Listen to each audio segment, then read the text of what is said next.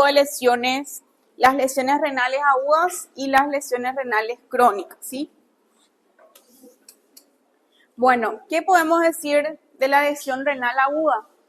Básicamente, como su nombre lo dice, cuando hablamos de un cuadro agudo, hablamos de un cuadro repentino, hablamos de un cuadro brusco, o sea, no existe un factor de riesgo predominante, el paciente previamente tenía un perfil renal normal y en relación a algunas situaciones hizo que este perfil renal se altere, ¿verdad?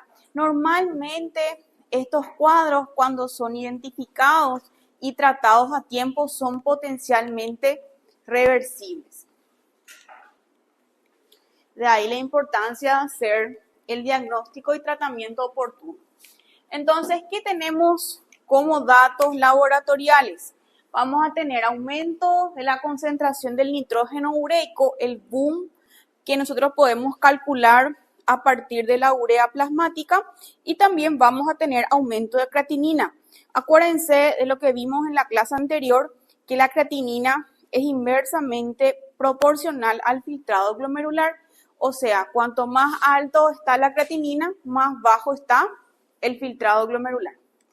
Y generalmente este cuadro también va acompañado, ya esto el paciente puede referir la disminución del volumen de la orina, que nosotros podemos encontrar o definirlo en términos médicos como oliguria, ¿verdad? O si ya llega a una disminución marcada, oligoanuria o inclusive no orinar, anuria. Bien, entonces viene a ser un espectro de daño renal clínicamente y normalmente van a encontrar como aquí en los libros, en el Harrison, en el Farreras, ¿verdad? Acute Kidney Injury. Bueno, ¿cuáles son las formas que pueden ocurrir la enfermedad o la insuficiencia renal aguda o la lesión renal aguda? Tenemos tres formas. ¿Qué quiere decir eso? Primeramente, que la patología que generó, el cuadro que hizo que ese riñón dejara de funcionar normalmente está o ocurre antes de llegar al riñón, por eso se llama prerrenal, ¿verdad? O que el paciente presentó alguna patología que afectó el interior del riñón, se llama intrínseco, o secundario alguna enfermedad que se manifiesta posterior al riñón y ahí se llama posrenal. Justamente los posrenales son los que vimos en la clase anterior, los cuadros obstructivos. O sea, el paciente, el riñón en sí está funcionando bien, pero tiene una hiperplasia prostática, por ejemplo. Entonces, esto genera una obstrucción al flujo de salida de orina, y esto genera de forma retrógrada cambios anatómicos y ahí genera una lesión renal aguda prosrenal. Entonces, la posrenal generalmente, chicos, es obstructiva, ¿sí? Entonces, nuevamente, prerrenal cuando la patología, la circunstancia en sí, afecta la llegada de la sangre a los riñones. Por ejemplo, un paciente que está con un sangrado activo, con una hemorragia importante, que perdió grandes volúmenes de sangre. Acuérdense, ¿cuánto porcentaje se iba del gasto cardíaco al riñón? 25, ¿verdad? Entonces, imagínense que este pacientito perdió grandes cantidades de sangre, entonces obviamente eso también va a afectar la cantidad de sangre que va al riñón y genera una ira prerrenal.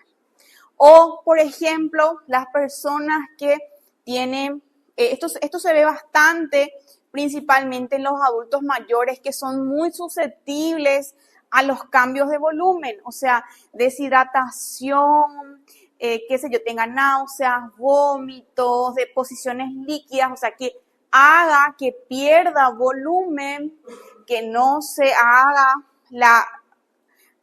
recomposición, ¿verdad? No se hidrate lo suficiente y ahí genere un aumento de creatinina. Eso se llama ira prerrenal. O sea, la causa que hizo que falle el riñón está relacionada a la circulación, ¿sí? Intrarrenal, en el interior, dentro del riñón, ya sea un fármaco que genere lesión tubular, un antibiótico, nefrotóxicos, medios de contraste, una lesión isquémica, ¿cómo? Calcificado, todo lo que genere lesiones dentro, ¿verdad? Dentro, un proceso es intrarrenal. Hiporrenal es el obstructivo, como les dije, los cálculos que estuvimos viendo en la clase anterior. Entonces acá lo que ya vimos, ¿verdad? Prerrenal, hipovolemia, hemorragia, deshidratación, pérdida de líquidos, choques, etc. Intrarrenales, necrosis, isquemia prolongada, ¿verdad? Por ejemplo, ahí pone el ejemplo, ¿verdad? De la isquemia. Vamos a suponer un paciente que tuvo una deshidratación importante por A o B motivo, ¿verdad? Que no se llegó a corregir la volemia, entonces esta sí puede producir a mayor plazo una isquemia aguda, ¿sí? Y ahí ya es intrarrenal. Fármacos nefrotóxicos que vamos a ver el año que viene, tóxicos, obstrucciones por hemoglobinuria, mioglobinuria, etc. Y los cuadros que vimos en la clase anterior, las glomerulonefritis. Y posrenal, obstrucciones.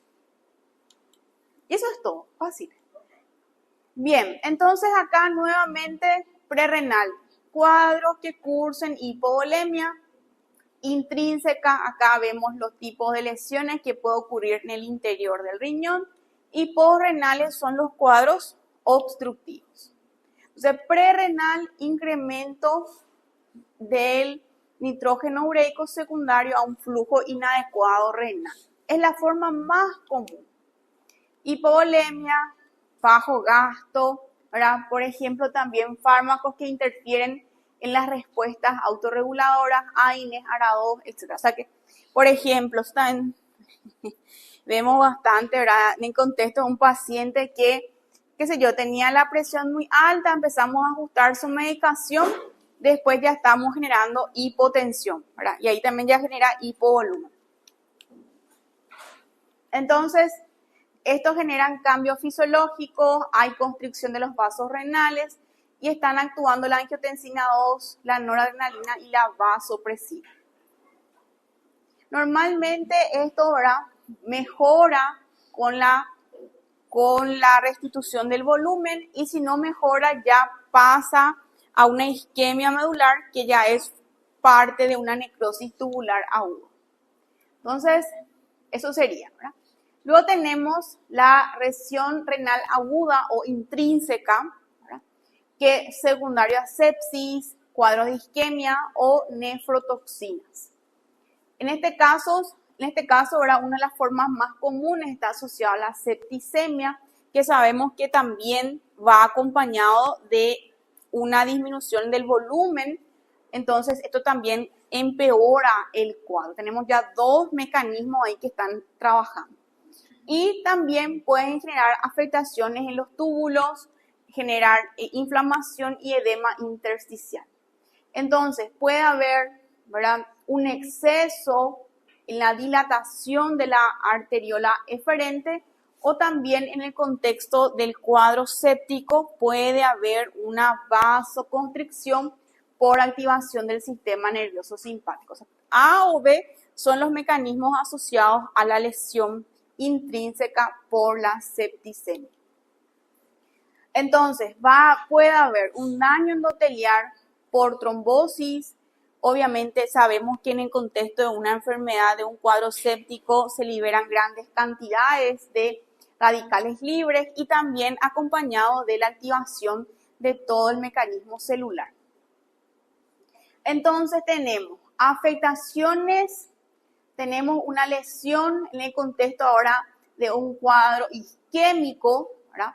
Entonces hay una situación que genera una disminución del volumen, ¿verdad?, de oxígeno Microvascularmente va a generar una vasoconstricción, disminución de la vasodilatación, aumento del daño estructural y también aumento de la adhesión leucocítica endotelial, que si pueden ver son mecanismos muy similares también a lo que se activan en el contexto de una septicemia, ¿verdad? Es por eso que tanto en la sepsis como en la isquemia medular aguda también producen una lesión intrínseca, ¿no? una lesión renal aguda tipo intrínseca.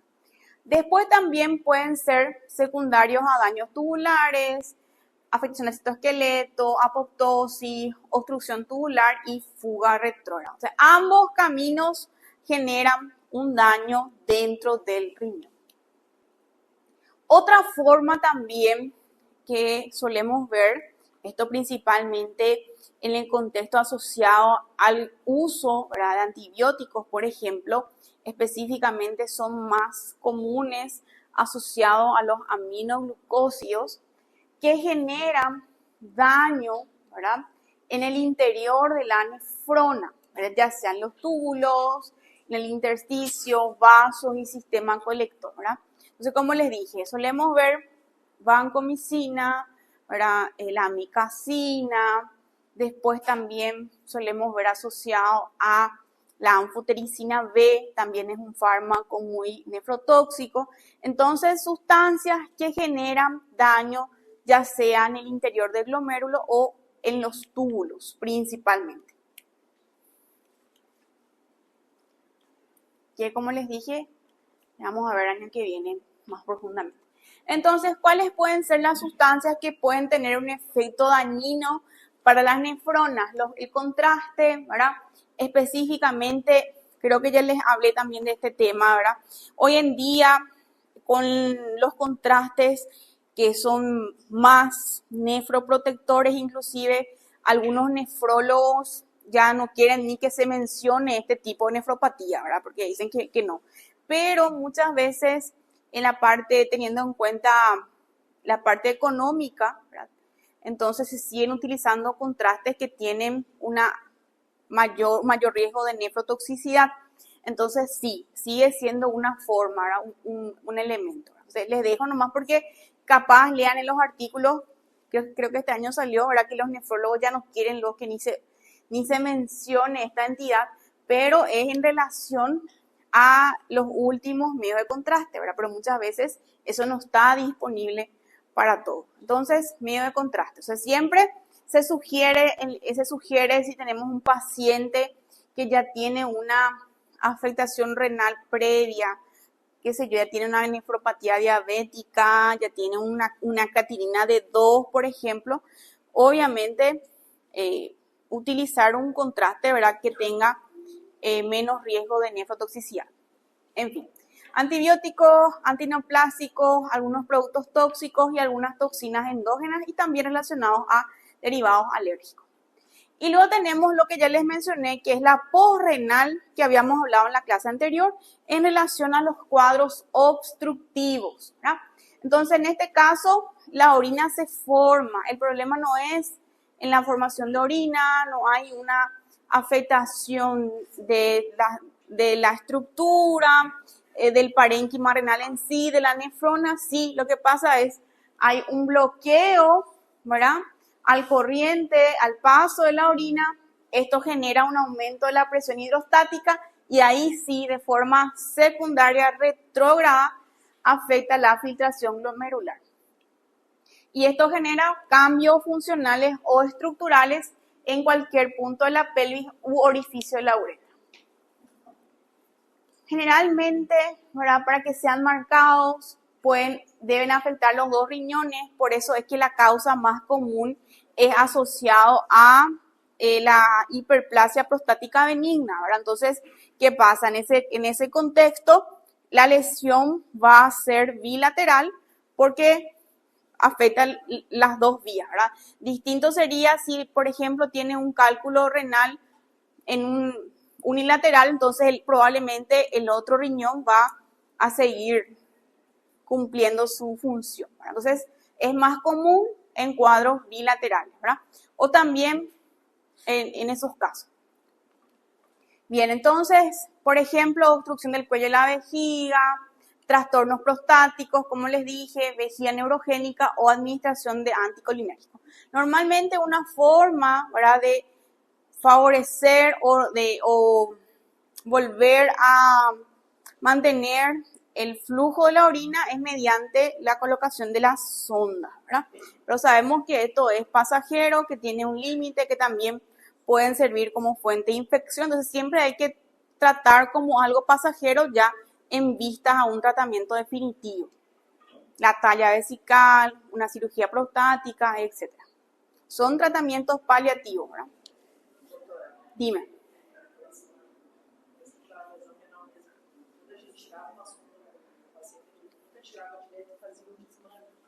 Sí, sí, sí. Y eso es muy...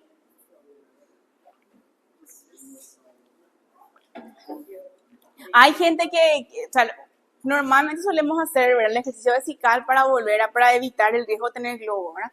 Pero hay mucha gente que después se hace globo y pone nomás otra vez, ¿verdad? Y sabemos que al recolocar aumenta el riesgo de...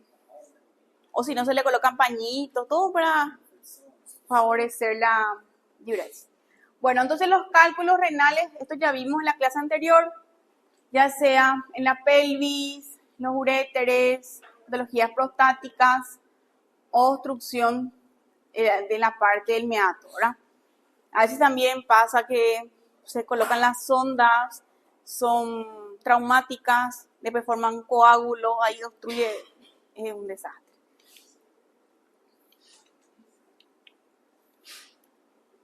Bien, entonces estos generan cuadros hemodinámicos por incremento repentino de las presiones intratubulares.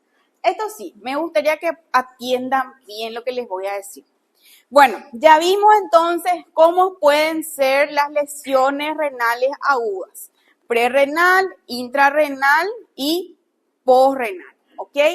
Ahora, independientemente a cuál haya sido el mecanismo por el cual tuvo una lesión renal aguda, esta se caracteriza por tener 4 etapas o 4 fases.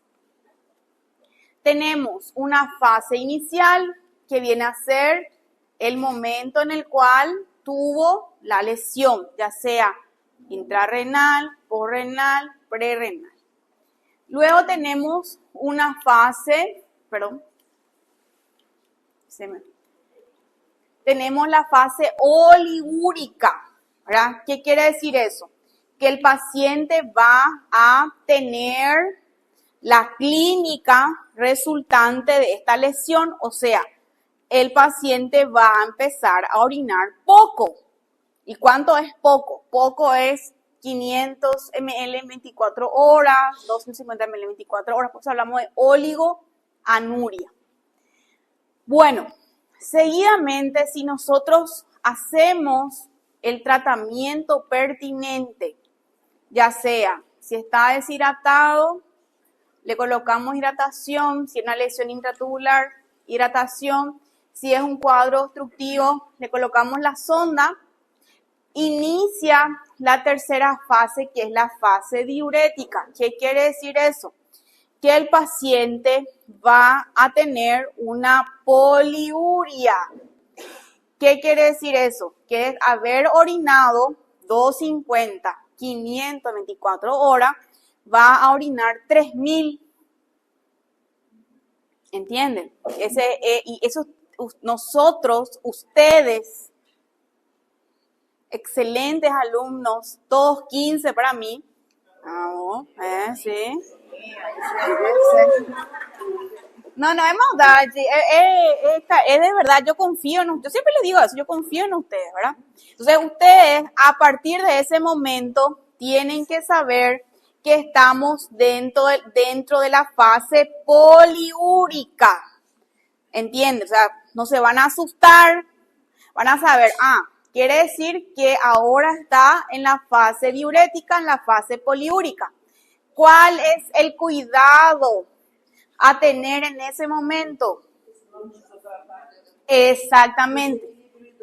Claro, o sea, a la par que el paciente está ahí orinando, tenemos que darle soporte de hidratación para que no se nos deshidrate. Por eso que es muy importante comprender la fisiopatología, porque si nosotros no entendemos, ahí se puede ir. Exactamente, o sea, si estaba saliendo, que no, tipo, que está orinando mucho, qué bueno, no, que está bien, pero hay que reponerle, ¿verdad? Bueno, nuevamente, fase inicial, inicio del suceso hasta que aparezca la lesión, como les dije. Oliúrica puede durar hasta 14 días, dependiendo de la clase. Hay una retención de metabolitos, entonces el paciente puede tener edema, congestión pulmonar, puede estar hinchadito y orinando poco, ¿verdad? Acá, luego tenemos la fase diurética, que es cuando los riñones tratan de sanar, aumentan la producción de orina antes que la función renal regrese a la normalidad, justamente como dijimos acá. Entonces, de eso depende que nosotros en la fase poliúrica, en la fase diurética, le demos el soporte, ¿verdad? De hacer la reposición necesaria para que ese paciente pueda recuperar ese riñón, ¿verdad? Entonces, en ese momento, ¿verdad? La tasa de filtración se va a elevar, la producción se va a aumentar a 400, los electrolitos inclusive pueden llegar a agotarse y acá los efectos osmóticos también son altos. Entonces, acá es el momento donde tenemos que hacer las reposiciones pertinentes. ¿Y cuántos son las reposiciones pertinentes? Solemos hacer el 25% de la pérdida. ¿Qué quiere decir? Que si el paciente orinó 1000 en las 6 horas, yo tengo que hacer una microexpansión con 250 ml de suero. ¿Sí? Entonces, por eso en estos pacientes es muy, pero muy importante los balances. Está de más decir. Y son los trabajos que ustedes van a realizar dentro de 3 años, ¿verdad? No, acá en Paraguay hacen los internos. Acá hacen los internos, el trabajo de los internos es hacer el balance. Entonces, de acuerdo al balance de ese paciente, nosotros vamos a hacer lo que sería la reposición necesaria, ¿verdad? Y lo que me gustaría que tengan en cuenta, y por qué estoy insistiendo y tomándome mi tiempo para explicarles, es en relación al camino el cual el paciente está yendo si nosotros no tomamos las medidas pertinentes, ¿verdad? Entonces, yo no digo que somos todos dioses, no, tenemos nuestro lugar, somos personas que estudiamos para ayudar a los pacientes, ¿verdad? Ellos ya tuvieron su dolencia que generó esto, pero ¿qué pasa? Es la diálisis, ¿verdad? Entonces, imagínense un paciente previamente sin factor de riesgo, qué sé yo, que porque tuvo una deshidratación severa, o se fue a caminar, o se fue a andar al sol, hizo una rhabdomiólisis, ¿sí? Se fue a hacer ahora que está tan de moda los maratones, se fue a hacer un maratón, hizo una rhabdomio, ¿verdad? Y por estos cuidados de los balances, principalmente de las reposiciones pertinentes, ¿verdad? Hay casos y casos. Hay casos que lastimosamente no se puede hacer nada y va a diálisis, pero siempre entender, ¿verdad?, lo que implica el manejo, ¿verdad?, de este tema tan sensible, considero tan delicado como es el riñón, ¿verdad? Personalmente yo le respeto muchísimo al riñón. Bien. Y luego tenemos la fase de recuperación donde todos celebramos, ¿verdad? Se salvó de la diálisis, ¿verdad? Entonces, se curó nuestro pacientito, sí se curó y después la semana siguiente se va otra vez a su maratón, ¿verdad? No digo nomás, Bueno, El equilibrio hidroelectrolítico. Estamos entonces, conocer la fase inicial, fase anúrica, oligoanúrica, fase diurética, poliúrica y fase de reparación, ¿verdad? En la enfermedad renal aguda, en la lesión renal aguda, básicamente, como pueden ver, el manejo es volemia, es hidratación. Solamente en el caso obstructivo es desobstruir y hidratar otra vez para volver a recuperar ese riñoncito, ¿sí? Obviamente en el diagnóstico vamos a encontrar aumento de la creatinina, como les dije, el balance, el conteo, ahora el dosaje, el volumen de orina. Acá normalmente para identificar si estamos ante un cuadro agudo o un cuadro crónico, ¿verdad? Obviamente tener una creatinina previa nos va a orientar, pero otros datos como si ya tiene anemia, si tiene hipocalcemia o del fósforo, probablemente ya sea crónico, ¿verdad? En el contexto de algo prerrenal, antecedentes de situaciones que generen pérdida de volumen, hipotensión, taquicardia, sequedad de mucosas, la posrenal, obviamente en el contexto de buscar algo obstructivo. ¿Verdad? Y los signos de la orina, un bajo volumen de orina o también cambios en la coloración, ¿verdad? Este en el contexto de pensar en una nefropatía, ¿verdad? Una hemoglobinuria, una mioglobinuria, etcétera. O una hematuria misma, acuérdense, la principal causa, la hematuria que vimos en los cuadros nefríticos principalmente, y también la hematuria que puede estar presente en un cuadro obstructivo. Acuérdense, las litiasis son las principales causas de hematurias macroscópicas, ¿está bien? Bien, entonces acá el diagnóstico, hacer el laboratorio. Y acá antes de pasar, ¿verdad? No se olviden de la síndrome nefrótico, ¿verdad? Proteinuria mayor a 3.5.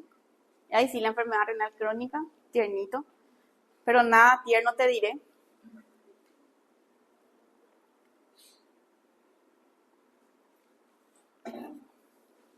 Entonces los términos hoy en día que se utilizan son lesión renal aguda y enfermedad renal crónica, ¿sí?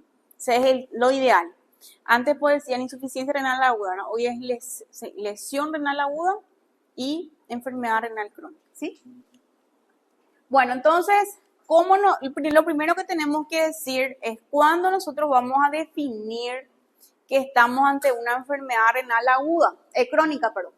Cuando hay un aumento de un daño renal durante más de 3 meses. Acuérdense, palabra clave, 3 meses. Entonces, si más de 3 meses el paciente viene, presenta una creatinina elevada y las alteraciones que vamos a ver a continuación, ya estamos ante una enfermedad renal crónica. Entonces, ¿cómo se pueden manifestar? Afectación de la tasa de filtración, alteraciones urinarias y evidencia de un daño estructural. ¿Y eso cómo vamos a encontrar? Y eso vamos a encontrar en uno de nuestros aliados principalmente. En estos casos son la ecografía abdominal, mejor dicho, la ecografía renal y de vías urinarias, donde podemos encontrar ya un riñoncito hipotrófico, ¿verdad? Principalmente nos suele orientar ya. Acuérdense, vamos a suponer, viene un paciente que, tuvo náuseas, vómitos, diarrea. Viene con una creatinina de 2. El paciente de base es hipertenso diabético, o sea, tiene factor de riesgo para enfermedad renal, ¿verdad? Yo quiero saber si este paciente es un paciente crónico o es un cuadro agudo. Le pido una ecografía abdominal. Si la ecografía abdominal ya me muestra un riñón tamaño pequeñito, con signos de atrofia, probablemente ya sea algo crónico, ¿verdad? Si la ecografía abdominal me muestra un riñón aumentado de tamaño o normal, probablemente sea algo agudo, ¿verdad? ¿Y eso para qué me ayuda? Bueno, me ayuda a que yo pueda evaluar mi tratamiento para tratar de recuperar ese perfil renal, ¿no?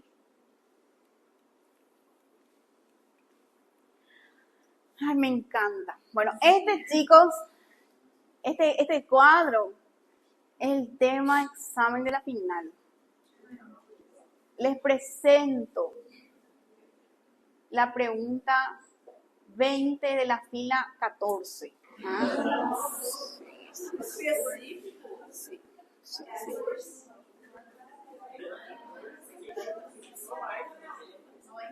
Ya hice tres.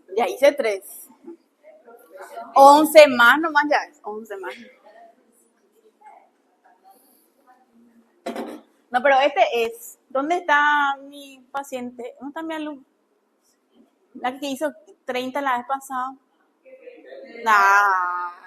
Ella me dijo que anotó todo lo que yo dije y ahora no vino. Doy. Bueno. Bueno, atiendan acá.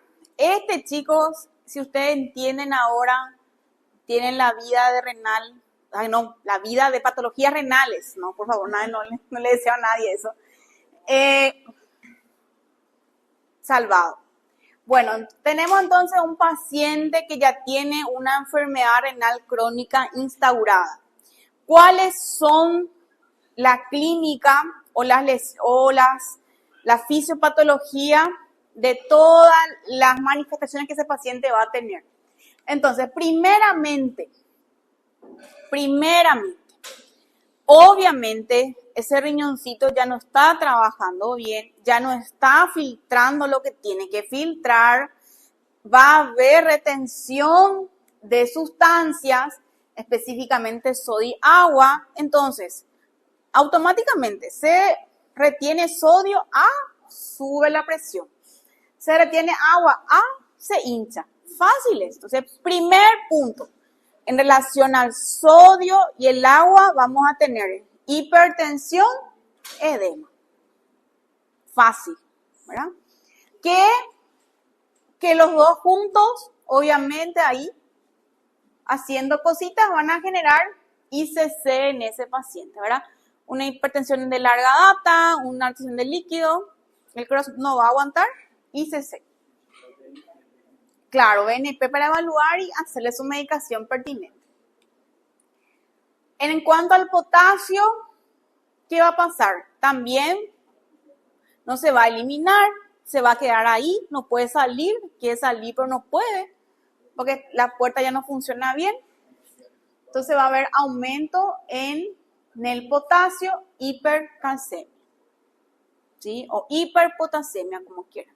Que muchas veces es lo que hace que estos pacientes renales tengan tantos efectos adversos, tantas arritmias, ¿verdad? Que es la hiperpotasemia. Justamente la retención de productos nitrogenados no se elimina, va a haber aumento de la uremia, va a afectar la función inmunitaria, hace que el paciente tenga en la piel, suelen tener halo cutáneo, nosotros le llamamos palidez terrosa. Año que viene van a hablar en semiología médica, que es la típica facies o la piel del paciente renal, que es medio verde, o sea, es un pálido, pero medio verde. Y el acúmulo de uremia hace que él tenga rash. Su piel es áspera, es deshidratada, ¿sí?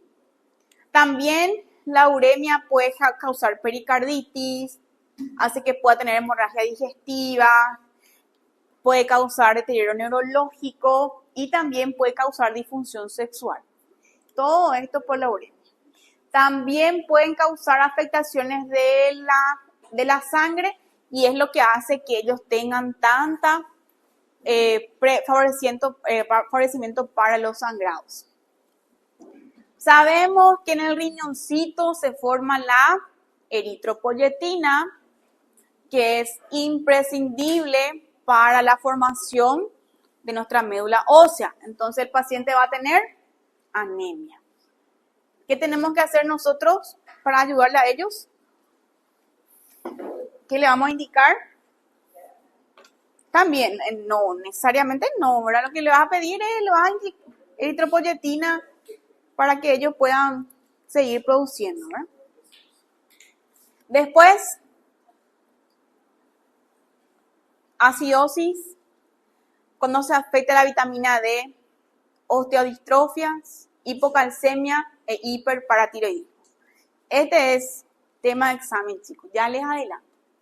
¿Cuáles son los factores de riesgo para tener enfermedad renal, diabetes, hipertensión, enfermedad cardiovascular, antecedente, infecciones sistémicas, tabaquismo, la edad, que tenga un cuadro obstructivo persistente, o sea, no se haga el tratamiento pertinente, neoplasias? Acá justamente lo que dijimos recién, ¿verdad? La fase de recuperación de ira, ¿verdad? Si nosotros en ese momento en que está orinando mucho, nos estamos reponiendo, puede hacer que el paciente vaya a una enfermedad renal crónica. Entonces, va a haber una afectación renal, disminución de la masa renal, hiperfiltración y de las nefronas, afectación de las nefronas, vasodilatación, presión hidrostática aumentada, filtrado también afectado y genera proteinuria, hipertensión y hace que la enfermedad vaya progresando. Acá tenemos algunos marcadores que nos pueden orientar, ¿verdad? Albuminuria, sedimento urinario, que ya hayan alteraciones electrolíticas, histológicas y el filtrado disminuido. En el examen físico, ¿verdad? Buscar los datos, identificar complicaciones, evaluar los factores de riesgo, la creatinina, la albúmina, la albuminuria, electrolitos, ¿verdad? Ecografía abdominal y en el electrocardiograma ya buscando si existen algunas alteraciones secundarias, ¿verdad? Ya sea el potasio o en relación a la presión alta, ¿verdad? Si ya tiene hipertensión, ¿verdad? Hipertrofia. Le voy a mostrar un poco algo enseguida. Y acá tenemos, esta sería nuestra clasificación que solemos utilizar, ¿verdad? Estadio 5, estadio 1. Para evaluar, esto tiene que ver el filtrado glomerular del paciente. Y eso es lo que solemos utilizar también, ¿verdad? En relación al filtrado glomerular. Acá se hace de acuerdo al clearance de creatinina, se calcula el clearance, se evalúa el estado y también en relación al dosaje de albuminuria. ¿Qué es albuminuria? Pérdida de albúmina por la orina. Las complicaciones, entonces, tener en cuenta los factores de riesgo aumentado, tratar si es hipertenso, diabético, ¿verdad? Evaluar el control de las enfermedades, el daño renal, tratar las causas, disminuir la progresión, hacer su filtrado, evaluar las complicaciones, en algunos casos inclusive ya, por ejemplo, en los países de primer mundo, al paciente renal inclusive ya se le prepara para una posible diálisis, ya se hace su ecodoppler vascular, ya viendo una fístula, sí. Inclusive ya se le sugiere que no utilice tal brazo para punciones, ya se, claro, para no, justamente ya preparando al paciente, ¿verdad? Nuestro país, lastimosamente, el paciente llega en urgencia dialítica y ahí se le, sí, se le dializa, ¿verdad? Pero en países de primer mundo, ¿verdad? Justamente tuve un jefe que hizo en España y él dice que él nunca vio urgencia dialítica porque allá todo se le prepara, tipo creatinina de 4, 3, 4, ya se le prepara su fístula, ya. Para que venga a dializarse y así mismo acá. Insuficiencia renal, entonces ahí ya la diálisis, ¿verdad? O la muerte. Acá no, basta. Basta. Pobrecito nuestro paciente. Entonces las complicaciones, ¿verdad? Evaluar el riesgo, tratar los daños, evaluar la tasa de filtrado glomerular.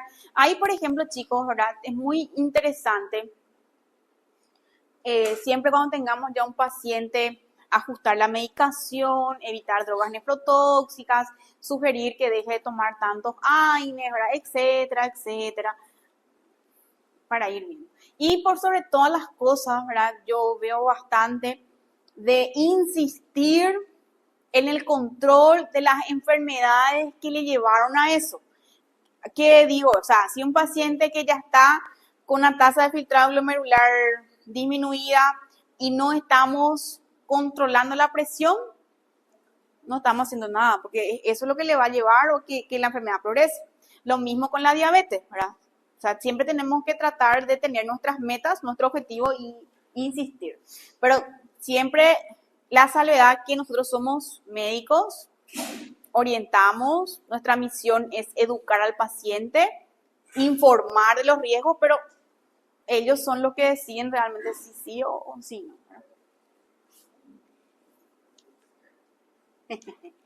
Y bueno, en fin. Entonces el diagnóstico, el pulmón elevado, creatinina elevada, hipocalcemia, hiperglicemia en el contexto ya de un paciente diabético, hipercalcemia, hematuria o proteinuria. Entonces normalmente los cuadros agudos, como les dije, si se hacen las medidas pertinentes como tal, podemos recuperar, reversible, es irreversible. En este caso, la acidosis en el agudo es más marcado. Generalmente los pacientes crónicos tienen muy buena tolerancia. Eso también es importante, ¿verdad? El paciente va a estar así, súper bien y va a tener un pH de 7, ¿verdad? Así, bien acidótico, ¿verdad? Bien. Ecografía, como les dije, en el agudo normal aumentado, en el crónico generalmente va a estar disminuido. Y la paratiroides, la PTH en el agudo normal y en el crónico ya va a estar elevado. La enfermedad asociada solamente les quiero mostrar, ¿verdad? En relación al metabolismo de calcio, disminución de la masa renal, menos fósforo eliminado, aumenta el fósforo sérico. Esto genera una alteración en el metabolismo de calcio, fósforo y PTH que resulta en el aumento de la PTH. Por eso es que ellos tienen PTH elevado que no tienen en los cuadros agudos. Tema de examen. De la pregunta 20, ¿no? De la fila 5, por ahí, vamos a ponerle 20. Entonces, como les dije, en relación a la hipertensión arterial, ¿verdad? Ellos mismos por la mayor retención de sodio, entonces tienen esa predisposición, tenemos que ajustar la medicación antihipertensiva y obviamente para ellos es más importante porque nuestra función de disminuir la eliminación va a verse afectada, entonces la dieta es imprescindible. Y también tener en cuenta en el contexto, ¿verdad?, de pensar una estenosis en la arteria renal, principalmente hipertensión súbita, afectaciones cardiovasculares, edema pulmonar, falla renal a pesar del uso de los IECA-2 y asimetría del tamaño renal. Y la anemia, como ya vimos, en relación a una anemia normocítica, normocrónica, de enfermedades crónicas, a la redundancia, y se pueden hacer con, como dijo la compañera, suplemento de hierro, administrar eritropoyetina y transfusión en el caso que sea necesario. Y también la dislipidemia, tratar, ¿verdad? Principalmente si el paciente tiene síndrome nefrótico. Acuérdense, en el síndrome nefrótico el aumento del perfil lipídico tendría que ver como un mecanismo compensatorio. Entonces también insistir, ¿verdad?, aumentar nuestro tratamiento dislipidémico. Sustitutivo es nuestro último eslabón, ¿verdad? Ya la diálisis, el objetivo es eliminar la sal extra, mantener los niveles seguros de vitaminas, ayudar a controlar la presión y también ayudar a producir los glóbulos rojos. Eso es todito de este. Bueno.